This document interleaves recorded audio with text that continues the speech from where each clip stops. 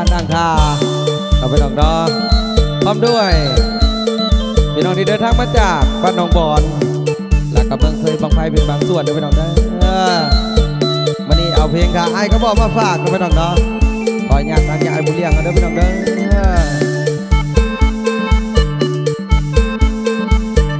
รู้ต้นเจ้าของที่ต้องถึกโดนหลายปีอยากได้อยากดีอยากให้ลูกเมียสบายย้อนทุกข์ย้อนยากถึงหารักเจ้ารักนายพ้นโทษออกมาดีใจสิได้กลับไปเห็นหน้าลูกมีหัวใจอ่อนเพลียพ่อเมียบอกเคยสนใจไปมีผัวใหม่เหตุใดแต่น้อมีตามพ่อมิดดอบอกไปจอบให้เลยพอดีจังแม่นหัวหน้าเอาเหลือลงคิดว่าเมียสิเฝ้ารอถือกุกถือขังกะย้อนอยากได้ให้เจ้าพอถามไปถึงลูกเขาเอาเงินให้เขาบ่นอผัวไม่เจ้านางหากลูกก่อนเขาเนี่ยบอก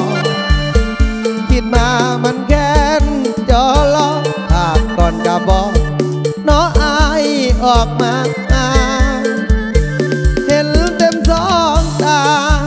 เมียอ่อนบ่มาทำไรหรือยานผัวใหม่เจ้าหายสันบ่การดาบ่นอนของอายเจ้าให้เขาใส่แล้วนา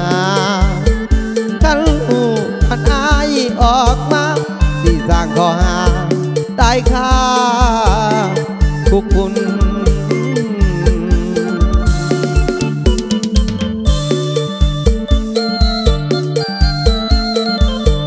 เจ้า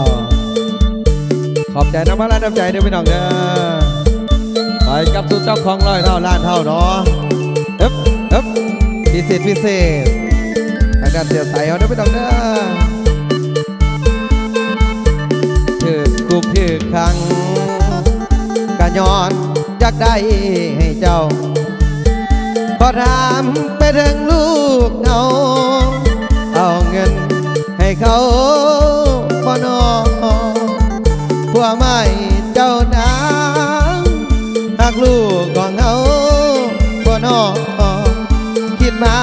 มันแค้นจอล้อหากก่อนกะบอกน้ออายออกมาเห็นเต็มสองตาเมียอ่อนบ่มาทำไรหรือยานผัวใหม่เจ้าหายสันบอกกันนาบ่นอนของอายเจ้าให้เขาใส่แล้วนะขันหูก่อนอายออกมาสิสร้างข้อหาตายคาคุกคุณ